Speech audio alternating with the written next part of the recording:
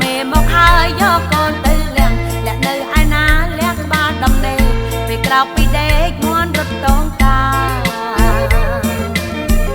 រលត់ចង្ក្រានដូនសំលើសំភ្លើងដូនថារលត់សំទឹកបាយដូនថាឆ្កែលិតមកសំកំបិតជ្រងហើយឬនៅ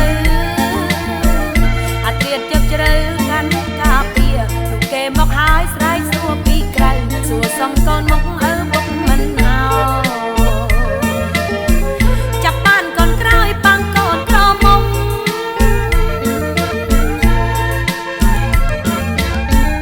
អូនខំស្រែកយំព្រោះបាយពីបងជួយអូនផងគេចាប់អូនហើយ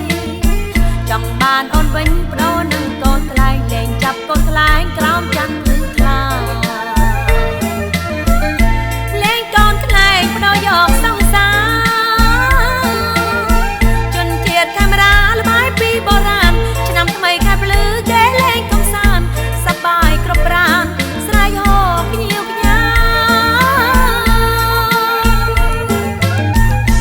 ចាប់កូនខ្លែងបានខ្លែងកូនមុនមេទៅតនយកពាន់ទៅណាស្រុកស្រែចំការបនចោឆ្នាំថ្មីលេងបងអង្គុញចោឈុំសប្បាយលេងប្រត់លុនបាវនឹងលាក់កន្សែងវាលាក់ឆ្នាំងដីបាត់មុខខំរាវប្រុសស្រីជាក្រុមលេងចាប់កូនខ្លែង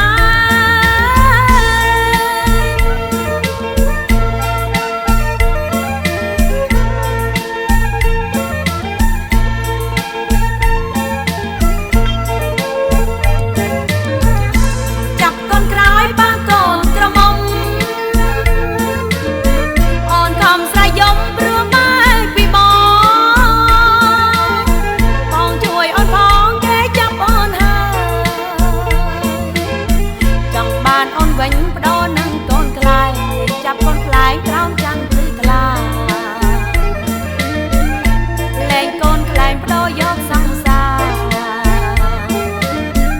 ជនជាតិកាមេរ៉ាល្បាយពីបុរាណឆ្នាំថ្មីខែភ្លឺគេលេងកំសាន្តសប្បាយគ្រប់ប្រាណស្រែកហូរភ្ញៀវភ្ញា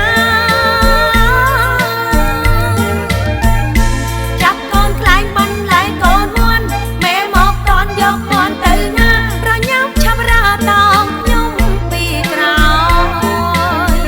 បើមេមកហើយយកកូនទៅលាក់យើងលាក់ឯណាលាក់ក្បាលដំណេកពេលក្រោកពីដេកងន់រត់តងតារលត់ចង្ក្រានដូន